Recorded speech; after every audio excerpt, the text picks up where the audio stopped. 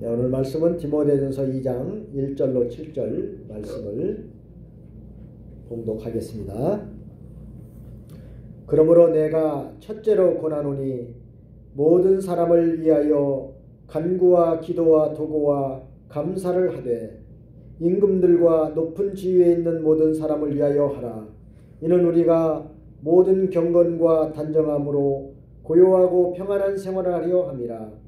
이것이 우리 구주 하나님 앞에 선하고 받으실 만한 것이니 하나님은 모든 사람이 구원을 받으며 진리를 아는 데 이르기를 원하시느니라. 하나님은 한 분이시요 또 하나님과 사람 사이의 중보자도 한 분이시니 곧 사람이신 그리스도 예수시라. 그가 모든 사람을 위하여 자기를 대속물로 주셨으니 기약이 이르러 주신 증거니라. 이를 위하여 내가 전파하는 자와 사도로 세움을 입은 것은 참말이요 거짓말이 아니니 믿음과 진리 안에서 내가 이방인의 스승이 되었노라. 아멘. 네, 오늘 디모데전서 2장 1절로 7절에 있는 말씀을 통해서 우리 성도의 심써 할 일이란 제목으로 같이 은혜를 받고자 합니다. 하나님께서 죄인들을 구원하시려는 이 광대한 이런 계획을 가지고 그 계획대로 우리의 구원을 이루어 나가고 계십니다. 우리는 원래 죄값으로 말미암아서 다 멸망받을 수밖에 없는 자들이었는데 하나님께서 이런 우리를 구원해 주시려고 바로 독생자이신 예수 그리스도를 이 땅에 보내주시고 십자가에서 우리의 죄값을 대신 짊어지시고 피 흘려서 속죄의 제물로 하나님께 드림으로 인해서 우리를 구원해 주셨습니다. 그렇기 때문에 누구든지 예수님께서 내 죄를 용서해 주시려고 십자가에서 우리 주님께서 피 흘려 주셨다는 것을 믿는 자는 다 죄사함 받고 구원받아서 천국에 갈 수 있는 복을 주신 것입니다. 또한 우리 구원받은 성도들이 날마다 자기의 죄를 깨닫고 회개함으로 점점 예수 그리스도의 이 형상을 이뤄나가게 하는 것이 바로 하나님의 구원 계획일 뿐만 아니라 아직도 하나님께로 돌아오고 있지 않는 이런 택한 백성들을 건져내시려고 우리에게 또한 이 복음 전파의 사명을 맡기셨습니다.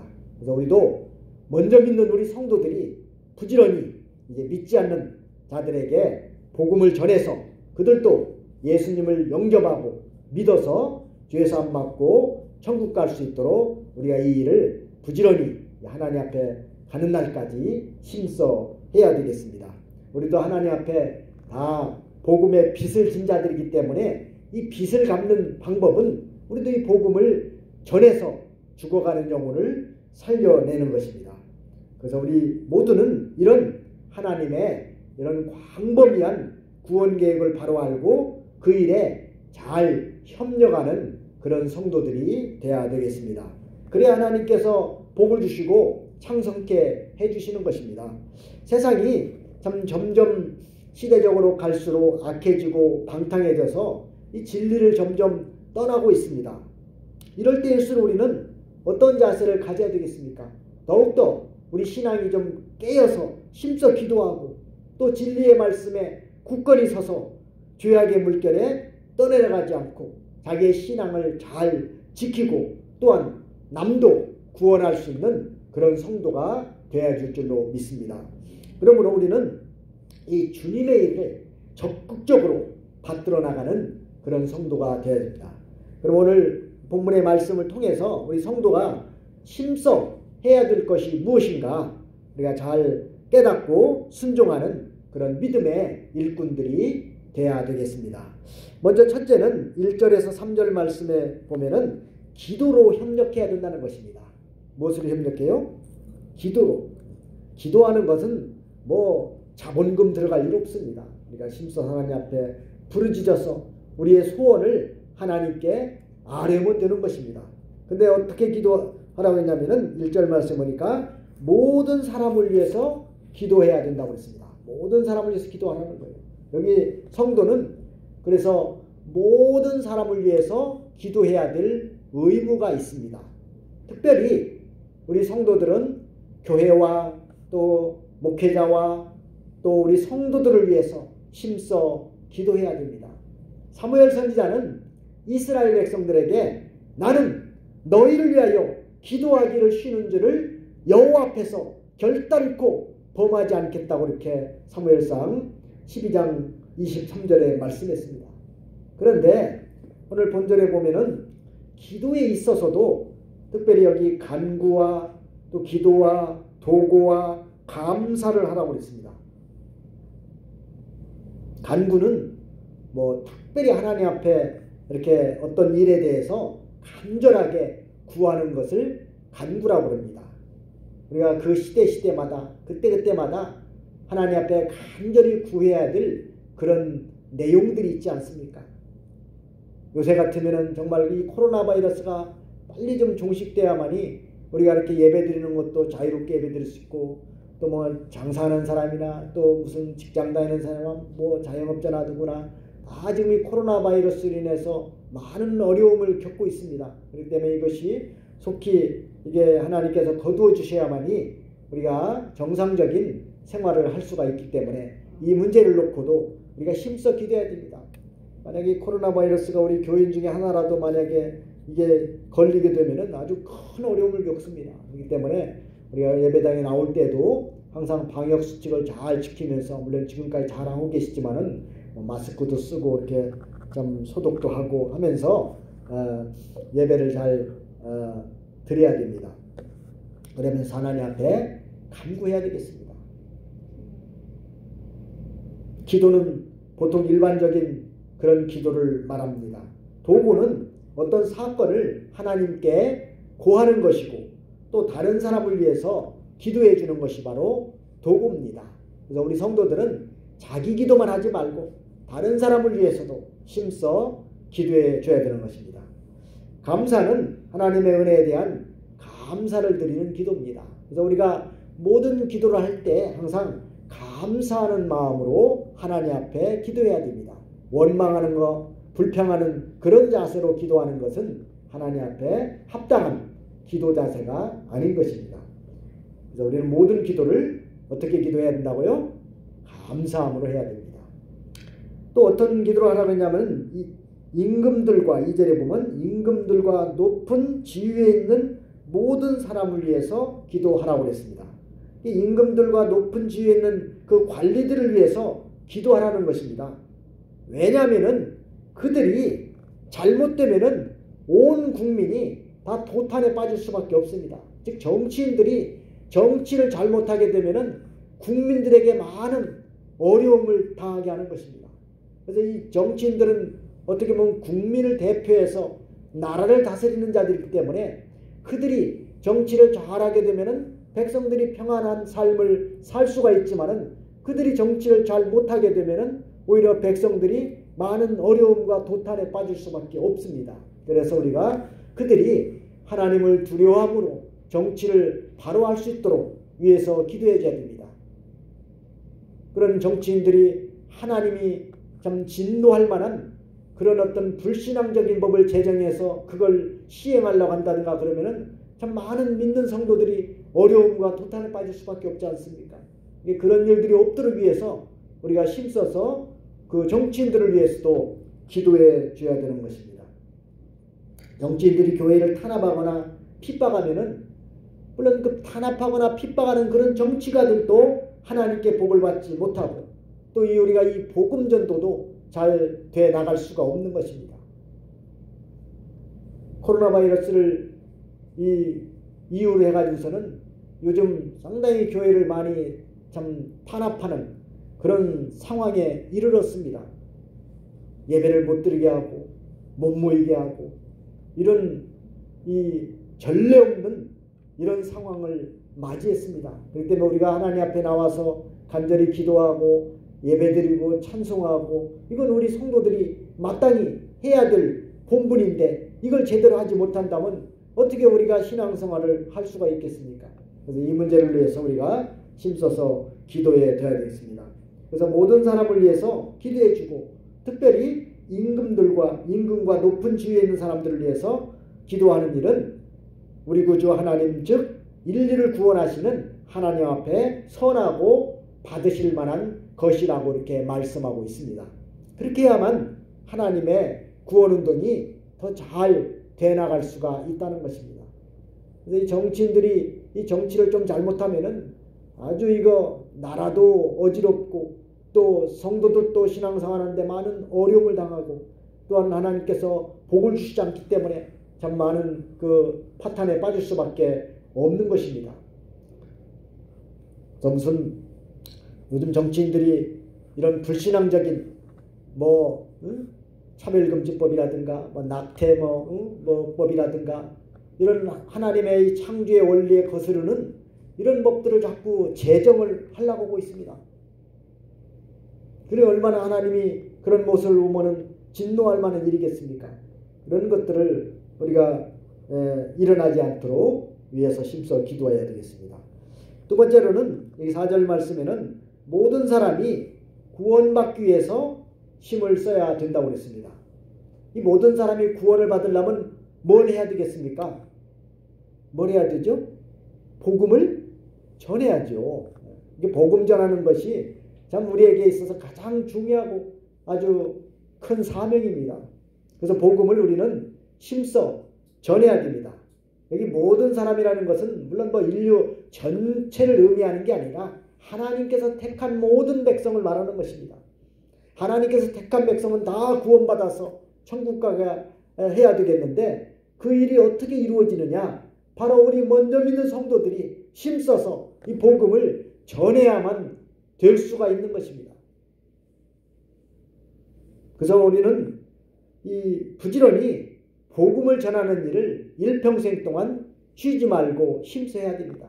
예수님을 믿는다고 하면서도 평생 살면서 한마디도 다른 사람한테 예수님 믿으라고 교회에 나오라 소리를 한마디도 않고 산다면은 그 하나님이 기뻐하시겠습니까? 우리는 올해는 특별히 우리가 힘써 복음을 전하는 그런 해로 정하고 우리 성도들도 참 어떻게 하든지 전도하는 일에 힘을 쓰도록 노력을 해야 되겠습니다. 한 사람도 전도하지 못한다면은 아예 그냥 직분을 다 내려놓을 각오를 하고 내가 이게 직분자로서 평생 살면서 1년에 한 사람도 전도하지 못해서 되겠느냐 생각해서 아예 전도하지 못하면 내가 직분 내놔야 되겠다. 이런 각오를 가지고 우리가 힘써서 올 한 해 동안에는 복음을 전하시기 바랍니다. 왜냐하면 나도 복음을 받아서 예수님을 믿고 구원받아 천국 가는 백성 이 복을 받았으니까 당연히 믿지 않는 사람들에게 이 복을 전해줘야 될 그런 의무가 있기 때문입니다. 그런데 그 일을 하지 않는다면 하나님이 기뻐하시겠습니까? 하나님이 그런 사람한테 복을 주시겠습니까? 그래서 우리가 올해는 어떻게 하든지 힘써서 복음을 전하는 전도를 해서 한 사람 한 사람을 하나님께로 인도하는 일을 부지런히 해야 됩니다. 평생 믿음의 신앙생활 하면서 전도하지 않는 사람들이 많이 있습니다. 핍박이 심할수록 진리는 더욱더 굳건하게 세워져 나가는 것입니다. 옛날 네로 왕제 시대 때 네로 왕제가 기독교를 극심하게 핍박하고 예수 믿는 사람들을 잡아 죽이고 아주 이루 말할 수 없는 그런 핍박을 가했을 때에도 그들은 오히려 지하에다가 동굴을 파서 그 안에 들어가서 살면서 거기서 하나님을 찬양하고 하나님께 예배드리고 믿는 일을 더욱더 열심히 해서 오히려 핍박 속에서도 기독교는 더욱더 번창을 했습니다. 핍박한다고 해서 예수님을 못 믿게 한다고 해서 기독교가 쇠멸하는 게 아닙니다. 교회를 못 나가게 반대하고 예배를 못 드리게 반대한다고 해서 우리가 거기에 굴복해서는 안 됩니다. 과거에 우리 선진들은 아예 순교를 당하면서도 끝까지 진리를 양보하지 않고 믿음을 지켰습니다. 그러면서 우리에게 이 진리를 물려줬는데 우리는 이 물려받은 진리를 제대로 지키지 못하고 우리 후손들에게 이 생명의 진리를 물려주지 못한다면 얼마나 하나님께서 책망하시겠습니까? 우리 선조들이 이렇게 목숨 바쳐서 지킨 이 신앙을 통해서 오늘날 우리나라도 이렇게 참 하나님이 복을 주셔서 잘 살게 됐고 우리도 평안함을 누리면서 신앙생활 할 수 있게 됐는데 우리가 잠깐 이런 어려움 때문에 신앙을 다 포기하고 믿음을 저버린다면 하나님이 기뻐하시겠냐 그거는. 이럴 때일수록 더욱더 우리가 말씀에 굳게 서서 어떠한 불신앙적인 그런 사상에도 굴복하지 않고 끝까지 믿음을 잘 지켜나가는 그런 성도들이 다 돼야 되는 것입니다. 반대하고 해방한다고 해서 복음이 없어지는 게 아니에요. 도리어 복음은 핍박과 환난 속에서 더욱더 견고해지고 더욱더 퍼져나가는 것입니다.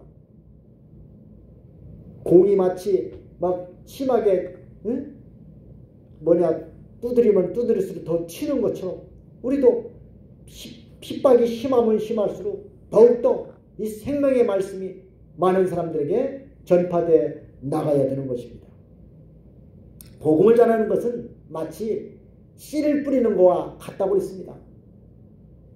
물론 씨를 뿌리게 되면 어떤 것은 날아가서 길가에 떨어지는 씨도 있을 수 있고 돌짝밭에 떨어지는 씨가 있을 수도 있고 또 가시덤불 속에 떨어지는 씨도 있을 수 있습니다. 그러나 좋은 땅에 떨어져서 잘 결실을 하는 그런 씨도 있다는 것입니다. 그렇기 때문에 우리가 복음을 전할 때 믿지 않는 사람만 있다고 해서 낙심하거나 복음을 반대하고 받아들이지 않는다고 해서 우리가 낙심할 필요 없이 부지런히 우리는 누구에게나 복음을 전해야 될 사명이 있습니다. 그러면은 하나님께서 택한 백성들의 마음을 감동시켜서 예수님을 영접하고 주께로 돌아오는 그런 역사가 일어나게 하시는 겁니다. 사람 마음대로 판단하지 말라는 거예요. 저 사람은 기독교를 극심하게 핍박하고 교회를 핍박하는데 절대 저 사람은 예수님 안 믿을 것이다. 그런 생각 가지지 말고 오히려 극심하게 핍박하고 반대했던 사람이 더 예수님을 영접하고 주께로 돌아와서 하나님의 일에 크게 쓰임받는 사람이 많이 있습니다. 과거의 역사를 보더라도 기독교를 극심하게 핍박했던 사람들이 오히려 목사가 되고 복음 전도자가 되고 순교자가 된 사람들이 많이 있습니다. 이게 사람 생각으로 안 믿을 것이다. 저 사람 복음 전해야 필요 없다. 이런 말씀 하시지 말고 누구한테나 예수님을 믿으라고 복음을 전해야 됩니다. 그러면 하나님께서 때가 되면은 반드시 그 사람의 마음을 감동시켜서 이제 주께로 돌아오게 하는 역사가 일어나게 하시는 겁니다. 마음을 감동시키는 분은 하나님이시지 내가 아닙니다. 내가 할 일은 단지 뭐예요? 복음을 전하는 거예요.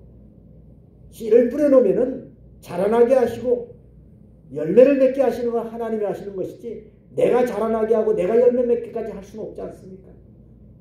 근데 씨도 안 뿌려놓고 열매를 맺기를 바라는 것은 잘못된 것입니다. 그래서 부지런히 우리는 믿든지 안 믿든지 듣든지 안 듣든지 힘써서 이 복음을 전하는 그런 성도들이 다 되어야 되겠습니다.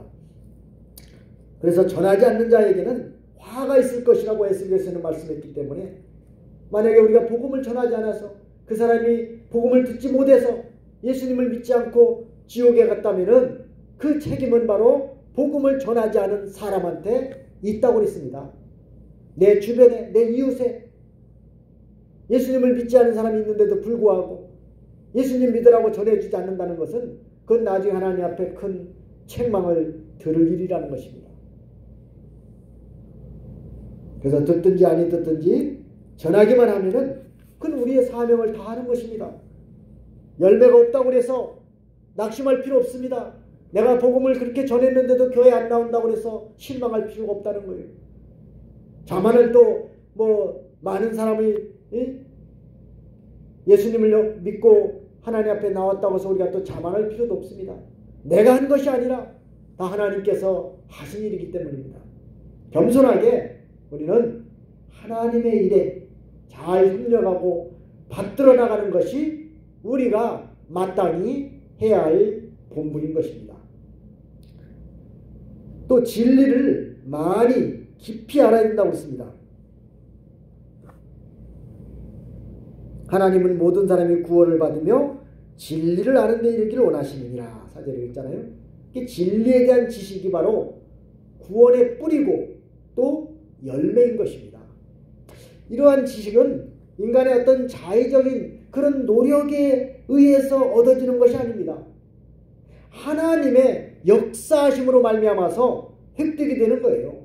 우리가 진리를 많이 아는 것을 하나님이 원하고 계십니다. 어떻게 하면 진리를 많이 알 수가 있겠습니까? 당연히 진리를 많이 배워야 되잖아요. 진리를 많이 배우려면 진리를 가르쳐주는 곳에 나가야 될 거 아니겠습니까? 그래서 예배당에 나와서 예배를 드리는 것이 우리 성도들에게는 대단히 중요한 것입니다. 예배를 드리지 못하면 진리를 배울 수가 없고, 진리를 배우지 못하면 우리 믿음이 자라날 수 없고 열매를 맺을 수가 없습니다. 그래서 예배를 못 드리게 하는 것은 결국 우리로 하여금 신앙을 다 타락하게 만드는 것밖에 안 되는 거예요. 어떤 환난과 핍박이 있다 할지라도 예배 드리는 것만큼은 우리가 양보해서는 안 됩니다. 왜냐하면 그건 우리 신앙의 가장 기초고 중요한 것이기 때문에. 예배에 빠지면 아무리 날고 뛰는 사람이라 할지라도 믿음이 자라날 수 없습니다. 믿음은 들음에서 난다고 했지 않습니까? 말씀을 듣지 않는데 어떻게 진리를 깨달을 수가 있고, 진리를 깨닫지 못한 사람이 어떻게 순종할 수가 있겠습니까? 그래서 말씀을 듣는 것이 중요한 거예요. 말씀을 조금 듣는 것보다 또 많이 듣는 게 더 중요합니다. 다 지키지도 못할 거 많이 들으면 뭐 하겠느냐, 혹시 그렇게 생각하는 분 있습니까? 우리가 당장은 그 말씀을 온전히 다 순종하지 못한다 할지라도 우리가 많이 배워놓으면 이제 언젠가는 그 말씀을 지킬 수가 있을 때가 오는 것입니다. 알아야 지킬 거 아니겠어요? 모르게 되면은 사람이 죄를 지었고도 죄인 줄 모르고 나가는 사람들이 많이 있습니다. 그나마 진리를 많이 배워놓으면 뭐가 죄고 뭐가 잘못된 것인가를 알기 때문에 당장은 우리가 그것을 믿음이 연약해서 지키지 못한다 할지라도 이제 때가 되면 하나님께서 그 사람의 신앙이 자라나게 하시면은 그 말씀을 지킬 때가 오는 것입니다. 그래서 말씀을 많이 듣는 게 좋습니다. 말씀을 많이 들으려면 예배 시간에 많이 참석하는 게 좋을까요? 조금만 참석하는 게 좋을까요? 많이 참석하는 게 좋죠. 예배 시간마다 빠짐없이 참석하면 또 그 시간마다 또 주시는 은혜가 또 달라요. 가령 주일 오전 예배 시간에 주시는 은혜가 또 다르고, 오후 시간에 주시는 은혜가 다르고, 또 수요일날 밤에 주시는 은혜가 또 다른 거예요. 말씀을 전하는 목회자도 그렇습니다. 오전 예배에 또 은혜를 또 말씀을 전해도 전하는 사람도 말씀을 전하면서 은혜를 받는 것입니다. 어떤 때는 말씀을 전해도 본인이 또 은혜가 안 될 때도 있어요. 그래서 수요일날 예배 드릴 때 은혜를 주실지, 오후 예배 드릴 때 은혜를 주실지 알 수가 없습니다. 그렇기 때문에 우리가 말씀을 많이 들으려면 예배 시간에 잘 참석하는 것이 중요합니다. 특별히 직분자들은 시간마다 빠지지 않고 잘 참석해야 됩니다. 직분자가 믿음의 본을 보여야 되잖아요. 직분자가 본을 보이지 못하면서 다른 성도들이 믿음이 자라나기를 바란다는 것은 그건 어불성설입니다. 그래서 우리가 하나님의 말씀을 잘 듣고 들은 말씀을 항상 마음판에 새겨서 잘 새김질하면서 내가 이 말씀대로 행하지 못한 걸 찾아서 회개하면서 좀 더 예수님과 같은 그런 모습을 닮아가기를 힘쓰는 것이 바로 우리가 신앙생활을 하는 것입니다. 많이 자라는 사람은 하늘나라 가서도 많은 영광과 상급과 면류관을 받게 되는 것이지만 자라나지 못한 상태로 하나님 앞에 간다면 그런 영광과 존귀와 상급을 받을 수가 없는 것입니다. 그래서 환난과 핍박이 있다 할지라도 우리가 배운 진리를 절대로 양보해서는 안 됩니다. 많은 믿음의 선진들과 순교자들은 배운 말씀 한 말씀을 지키려고 자기 목숨까지도 내놓은 것입니다.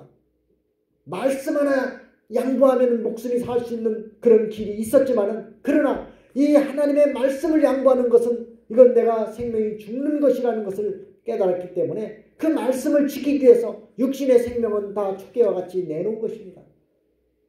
육신의 생명은 어차피 우리가 세상을 살다 보면 영원히 세상에서 사는 것이 아니라 언젠가 때가 되면 육신은 다 죽게 돼 있어요. 안 죽을 사람 하나도 없습니다.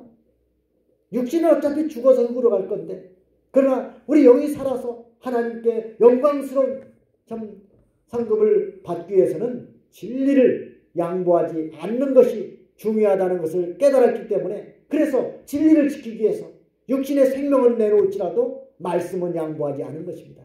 이것이 바로 순교적인 정신입니다. 이 시험이 또 환난이 올 때는 하나님께서 나를 연단시켜서 바로 세우려는 하나님의 뜻인 줄 알고 배운 말씀을 붙들고 우리가 기도해야 됩니다. 시험 환난이 없는 것이 중요한 게 아니다. 좋은 게 아니에요. 시험 환난이 올 때에 그것을 말씀을 붙들고 잘 이겨내는 것이 중요한 것입니다. 이기라고 주신 것을 갖다가 그걸 회피하려고 한다든가 거기서 그것을 내버리면 안 됩니다.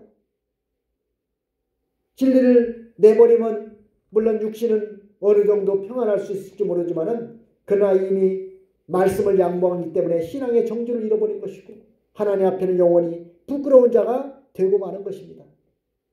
혹이나 우리가 하나님의 말씀을 온전히 순종하지 지금까지 못한 것이 있다 할지라도 다 회개하고 이제부터라도 철저하게 나는 하나님 말씀대로 살아야겠다는 그런 결심과 각오를 하고 나가야 됩니다. 각오하고 나가는 사람하고 각오하지 않고 나가는 사람하고는 차이가 있습니다.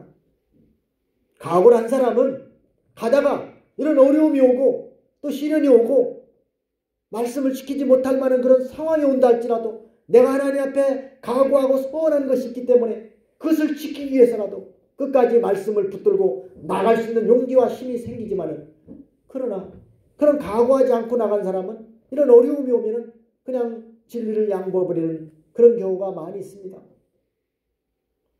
마귀는 어떻게 하든지 우리 성도들의 신앙을 무너뜨리려고 지금도 끊임없이 찾아와서 우리를 미혹하고 있다는 걸 알아야 됩니다. 여러 가지 방법을 통해서 때로는 달콤한 것을 주면서 때로는 강하게 핍박하면서 우리의 신앙을 무너뜨리려고 하고 있는 것입니다. 이 때문에 우리는 그런 마귀의 시험을 잘 분별할 줄 알아야 돼요. 분별하지 못하고 마귀의 역사인지 모르고서는 하나님의 뜻인 줄 알고 진리를 양보하고 나가게 되면 영원히 하나님 앞에 부끄러운 자가 되고 마는 것입니다. 여러 가지로 우리를 마귀는 참 낙심케 해서 넘어뜨리려고 할 때가 있기 때문에 절대로 육신의 것, 세상 것만 보고서는 낙심하거나 좌절하지 마시기 바랍니다. 세상은 우리에게 영원한 위로와 기쁨과 행복을 주지 못합니다. 그러나 하나님은 우리에게 영원한 기쁨과 행복을 주시는 분이십니다. 말씀을 붙들고 나가는 사람은 항상 기쁘고 그 영이 항상 즐거운 거예요. 그래서 우리가 주님의 말씀 붙들고 끝까지 믿음을 잘 지켜나가야 되는 것입니다. 그래서 우리가 진리를 많이 또 좀 더 깊이 아는 것이 중요합니다. 성경도 그저 초보적인 그런 진리로만 배우지 말고 좀 더 그 말씀 쪽에서 주시는 좀 영적인 고상한 신령한 진리를 우리가 배우도록 힘을 써야 됩니다. 학생들도 유치원 때 배우는 것하고 초등학교 때 배우는 것하고 중학교, 고등학교, 대학교 때 배우는 것이 다 차이가 있지 않습니까? 좀 세월이 지날수록 믿음이 자라날수록 좀 더 성경의 깊은 진리를 배워서 그 진리를 순종하기를 힘을 쓰라는 거예요. 깊은 진리는 단단해서 발견하기도 쉽지 않고 또 발견해도 순종하기도 쉽지 않습니다. 그러나 힘을 쓰면은 우리가 그 말씀을 잘 지키고 내 믿음도 성장해 나갈 수 있는 것입니다. 세 번째로는 5절에서 7절에 있는 말씀에 보면은 하나님에 대해서 바로 알기를 힘써야 된다는 것입니다. 하나님이 어떤 분인가? 하나님을 바로 알면은 우리의 신앙도 바로 될 수가 있습니다. 하나님이 어떤 분인가? 예수 그리스도가 어떤 분인가를 바로 깨닫지 못한 사람은 우리 신앙생활도 바로 할 수 없는 것입니다. 여기 하나님은 한 분이시고 중보도 한 분이라고 말씀하고 있습니다. 우리가 하나님은 한 분이라고 배웠죠? 삼위일체 하나님. 하나님은 유대인의 하나님뿐만 아니라 이방인의 하나님도 되신다고 그랬습니다. 또 하나님이 왜 다른 신이 있다고 그랬어요? 없다고 그랬어요? 다른 신은 없습니다. 하나님이 이 세상 모든 천지 만물을 창조하신 유일하신 신입니다.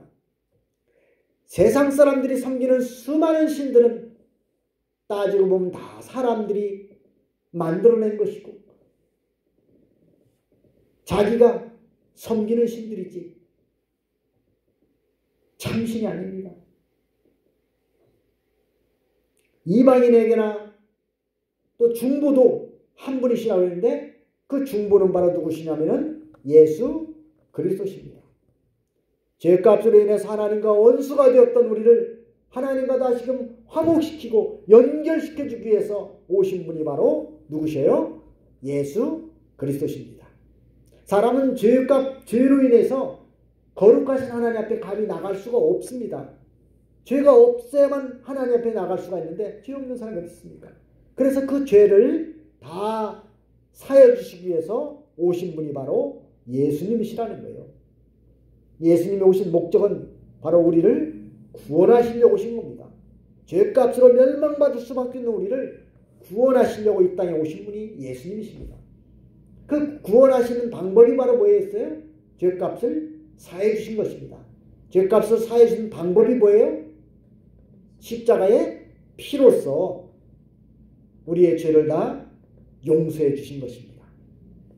그래서 사도행전 4장 12절 말씀에 보면은 다른 이로서는 구원을 얻을 수 없나니 천하인간의 구원을 얻을 만한 다른 이름을 우리에게 주신 일이 없음이니라고 했습니다. 즉 예수 그리스도 외에는 우리에게 구원받을 만한 다른 이름을 절대로 주시지 않았다는 거예요. 예수님 외에는 절대로 구원받는 길이 없다는 것입니다. 예수님을 통하지 않고는 절대로 하나님께 갈 수 있는 방법이 없다는 것입니다. 왜냐? 죄를 사함받아야만 하나님 앞에 나갈 수가 있는데 다른 종교는 피를 흘려서 죄를 사하는 게 없습니다. 어떤 자기의 선행과 공로를 통해서 구원받으려고 하는 그런 것들이 많습니다. 그러나 인간의 선행과 인간의 공로로 구원받을 수 없습니다. 죄를 사함받아야만이 구원받을 수가 있는 것입니다. 인간의 의의는 이사야서에 보면 더러운 옷과 같다고 그랬어요. 사람이 아무리 의의를 행한다 할지라도 하나님 보시기에는 더러운 옷과 같다는 거예요. 죄를 사함받지 못한 인간이 아무리 어떤 의의를 행한다 해도 하나님 앞에는 그건 더러운 옷과 같다는 것입니다. 죄를 깨끗하게 씻음받아야만이 하나님 앞에 법적으로 의의라고 인정을 받는 것입니다. 이 유일하신 구원의 도리를 이스라엘 백성뿐만 아니라 모든 사람들에게 전파해서 구원받게 하고 또 너희가 가지고 있는 진리를 모든 사람들에게 전파해서 모든 사람도 너희와 같이 구원을 이루어 나가게 하는 것이 하나님 앞에 선하고 받으실 만한 것이라고 말씀하고 있습니다. 그래서 우리가 이 복음 전하는 거 이게 참 가장 중요한 일입니다. 또 가장 값진 일입니다. 세상에 무슨 일이 값지겠어요? 세상 일들은 결국은 다 없어지고 마는 겁니다. 가령 돈을 수백억, 수십조를 벌어놨다 할지라도 우리가 세상을 떠날 때는 한 입도 가지고 가지 못하는 것이 바로 우리 인생입니다. 아무리 명예 영광을 얻었다 할지라도 세상을 떠나면 다 내려놓고 가는 게 우리 인생이잖아요. 영원히 남는 게 없습니다. 세상 것은. 영원히 하나님 앞에까지 가지고 갈 수 있는 것은 오직 한 가지밖에 없습니다. 그것이 바로 뭡니까? 바로 믿음 지킨 겁니다. 세상에서 믿음 지킨 것만 하나님 앞에 영원히 가져가서 하늘나라에서 영광을 누리게 되는 것입니다. 그래서 우리가 이 진리를 확실하게 깨닫고 이것을 부지런히 전하는 그런 성도들이다 돼야 되겠습니다. 예수님은 참 하나님이시고 또한 참 사람이십니다. 하나님이기 때문에 하나님의 진노를 풀어드릴 수가 있고 사람이기 때문에 사람의 죄를 대속할 수가 있었습니다. 그래서 예수님이 사람의 몸으로 오셔서 우리 죄를 대신 짊어지시고 십자가에서 속죄의 제물로 하나님께 바친 것입니다. 하나님이 어떤 분이라는 것을 확실하게 깨달은 사람은 예수님이 어떤 분인가를 바로 알 수가 있고 또한 예수님을 바로 믿을 수가 있는 것입니다. 이게 바로 깨달아야 믿을 거 아니에요. 사람은 깨달은 대로 행하게 되어 있습니다. 그래서 진리를 바로 깨달은 사람은 성경대로 바로 믿는 것이고 진리를 바로 깨닫지 못한 사람은 성경대로 바로 믿지 못하는 것입니다. 그래서 우리가 바른 진리를 가르쳐주는 종을 만난다는 것은 큰 복입니다. 어떤 스승을 만나서 배웠느냐가 대단히 중요한 거예요. 우리도 만약에 이단을 만났다면 다 이단 진리를 배울 수밖에 없는 거예요. 이 동네에 만약에 이단 교회가 세워졌다면 아마 다 이단 진리를 배우는 사람밖에 없을 것입니다. 그러나 우리는 이렇게 참 진리를 전해주는 교회를 세우시고 오늘날까지 이렇게 참 주의 종들을 통해서 바른 진리를 가르쳐 주셨다는 것이 얼마나 감사한 일입니까? 특별히 우리의 구원이 일어나가는 이런 귀한 진리를 우리에게 가르쳐 주셨다는 것이 얼마나 감사해요. 이게 어떤 스승을 만나서 배웠느냐가 중요한 겁니다. 사도 바울을 통해서 이 생명의 진리를 배우고 이 진리를 또한 우리가 받았다는 것이 얼마나 감사한 일입니까? 또 그리스도는 죄인을 구속하셨다고 6절로 7절에 이렇게 말씀했습니다. 그리스도께서 모든 사람을 위해서 자기를 대속물로 주셨다는 것은 택한 백성을 위해서 이렇게 죄를 사하셨다는 뜻입니다. 속죄. 모든 사람이라는 것은 여기서 하나님께서 택한 모든 사람을 말하는 것입니다. 뭐 불택자까지 위에서 우리 주님께서 십자가에서 피 흘려준 것이 아닙니다. 택한 백성들의 죄를 용서해 주시려고 예수님은 십자가에서 피를 흘려주신 것입니다. 피를 흘려서 하나님께 용서해달라는 속죄의 제사를 드리는 거예요. 그걸 구약시대 성도들은 그것을 의식적으로 어떻게 행했습니까? 양을 잡아서 그 피를 가지고 하나님께 속죄의 제사를 드리지 않습니까?